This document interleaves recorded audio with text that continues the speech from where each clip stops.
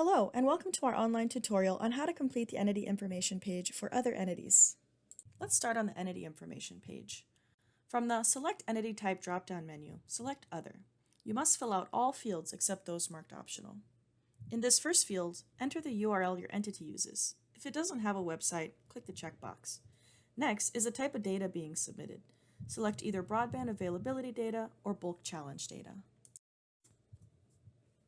And now, on to contact information. Your data contact is the person who can answer questions from the FCC. You may provide a different data contact when certifying your submission. Your certifying official contact should be the official whose signature certifies the truthfulness and correctness of information contained in a submission. This includes his or her address. Click International Address if needed.